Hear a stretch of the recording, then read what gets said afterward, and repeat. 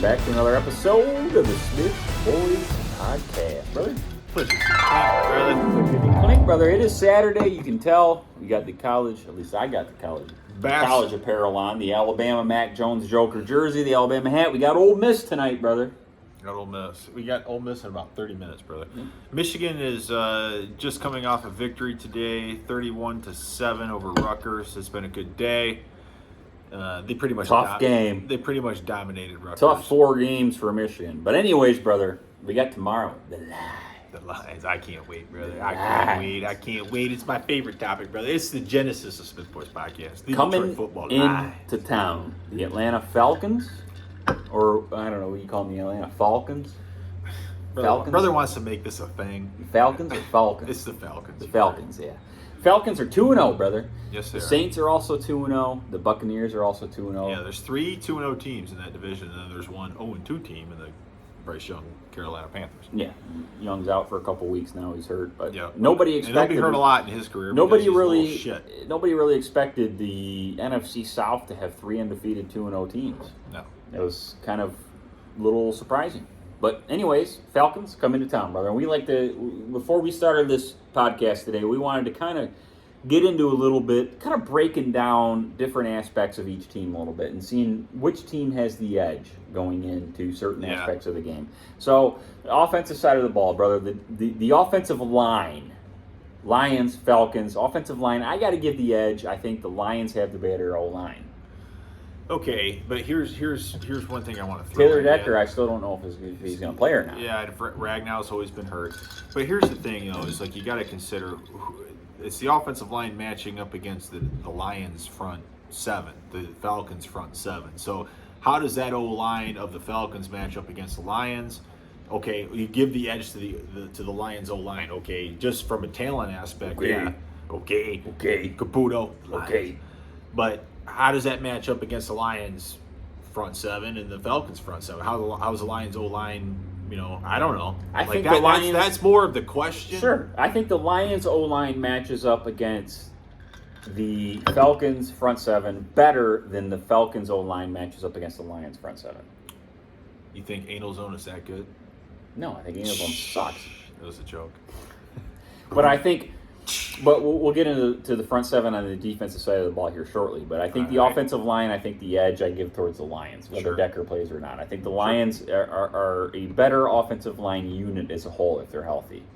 Now, another key that we're going to have to add on to that, though, is the running game, which I give the edge to the Falcons. I think Bijan and Algier are a better running back tandem than what the Lions are going to come out with Gibbs as a rookie and Craig Reynolds, because David Montgomery is hurt and not playing. I'm not a fan of this running back combo of Gibbs and Reynolds. I just don't see this as being a really... They're kind of the same player almost. Yeah. Reynolds runs between the tackles a little bit better, but they're also both kind of undersized, kind of small, compact guys. They don't really have a power guy.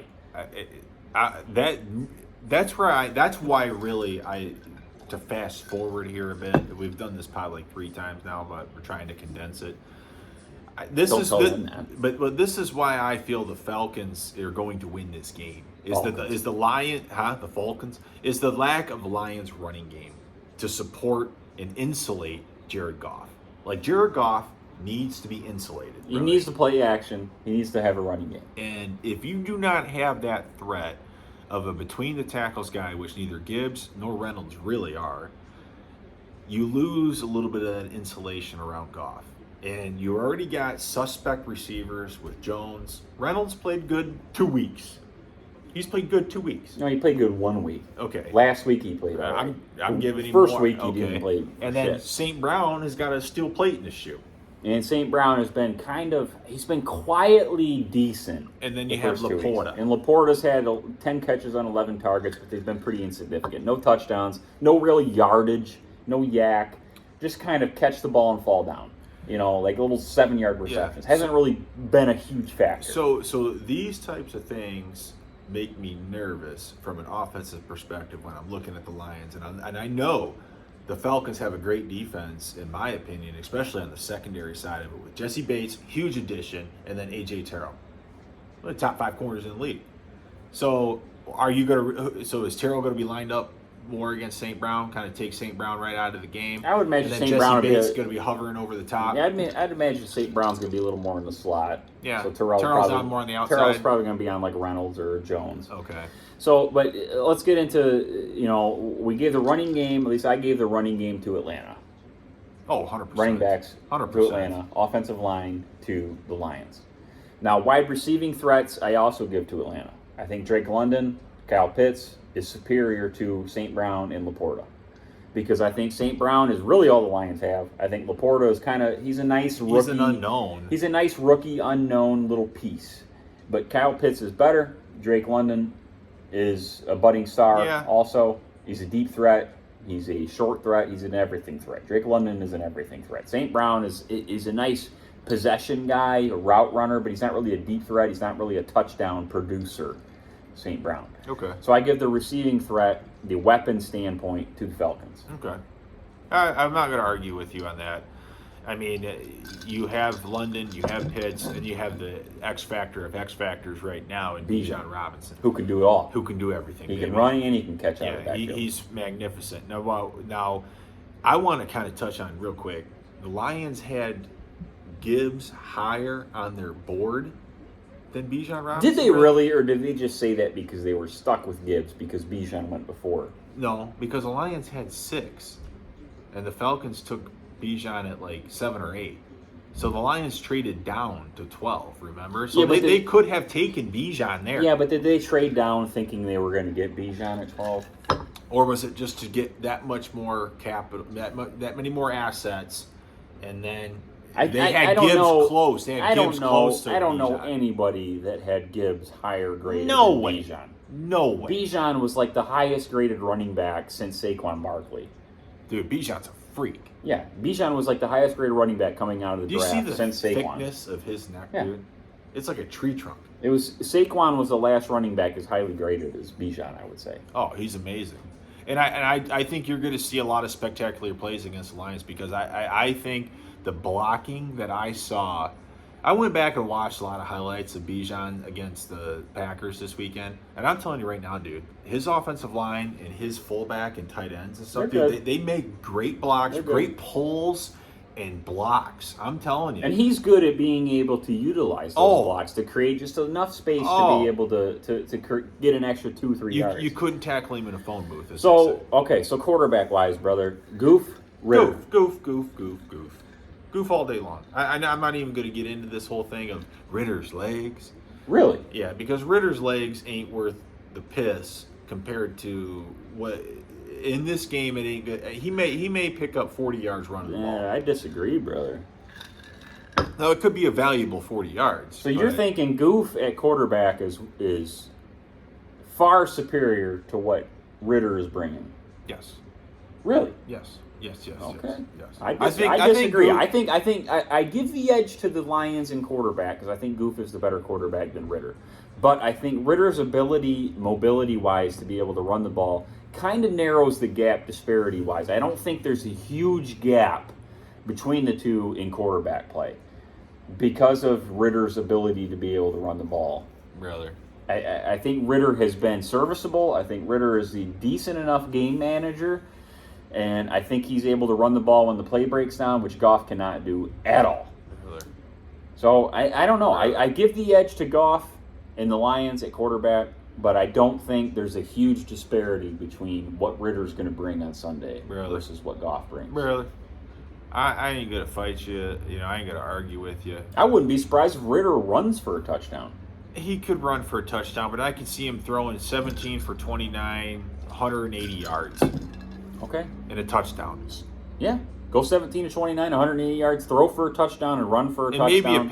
And maybe a pick in there, too. And throw a pick and throw for a touchdown, run for a touchdown. And run for a pick, 40 yards. And throw for 180. And I would see Goff throwing for 220 and a touchdown and no picks. Yeah, 22 for 31, 240. And one touchdown. 2 touchdowns. I'd say 2 touchdowns and no picks. Okay, so then we're even. So then we're even between the quarterbacks.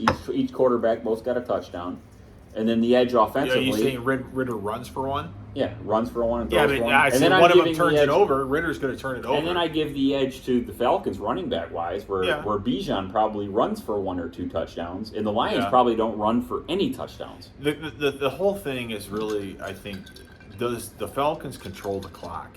You know, do they control? Oh, they're going to try to, for sure. Do they control that? I think the Lions try to also, though. Well, let's go to defense, brother. I think the secondary... We got to go get the food here. Secondary, I think I'm giving the edge to the Falcons. Yeah. Terrell, Bates, I think are definitely superior to what the Lions have. CJ's out. Mosley's still out. Jerry Jacobs sucks. Tracy Walker's coming off a torn Achilles. Kirby Joseph's played like shit. Yeah, Kirby Joseph. And Brian Branch had 1 play. Yeah. So, I mean, you would have to say Falcons 100%. Front 7, I give... Honestly, I'm going to say the front 7's a wash. I could see Goff throwing a pick then. Out of the entire front 7, I think Hutch is probably the best player out of both teams' front 7s combined. Yeah. Now, the rest of the front 7, though, I think is a wash. I think Jack Campbell should get more snaps. I think he's only had like 20-something snaps in each of the first 2 games. 28%. It's less than 30%. So he hasn't had a ton of snaps. Why? I don't know. Because Jack Campbell to me is better than Barnes. He's better than Anelzone. And he's better than Rodrigo. And he's better than Rodrigo. So why he's not getting more snaps, I don't know. It's James Houston's out. James Houston's out, so the pass rush is going to suffer a little bit. Charles Harris is captain now, and I don't think he's very good. No, he sucks. And Wuzarike sucks. Aleem McNeil is and very Romeo good. Okwara is out. Yeah, and Aleem McNeil, everybody wants to talk about being a stud because he's lost 20 or 30 pounds, but he ain't done shit. He's not very good. It was a wasted draft pick at this point, as far as I'm concerned. So the front 7, Falcons have a couple decent little linebackers that get a lot of tackles.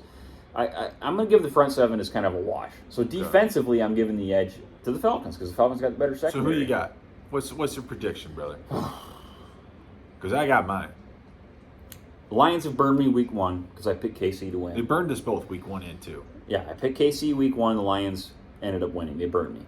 I picked the Lions week 2 to beat Seattle and they lost. They burned me. It's the third time a charm. I'm picking the Lions to beat the Falcons tomorrow, brother.